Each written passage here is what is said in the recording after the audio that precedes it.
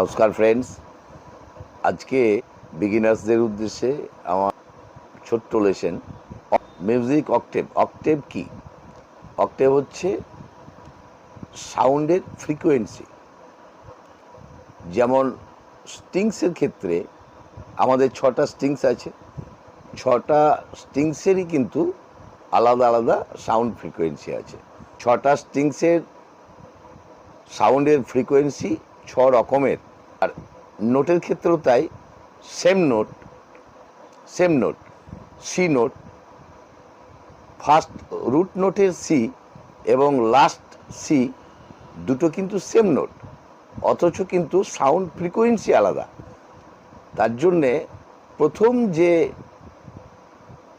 Root নোটের C বা সা এবং এন্ডের যে সা বা সি দুটোর ফ্রিকোয়েন্সি আলাদা। তাই প্রথমটা হবে লো অক্টেভ এবং শেষের যে নোটটা সেটা হবে হাই অক্টেভ।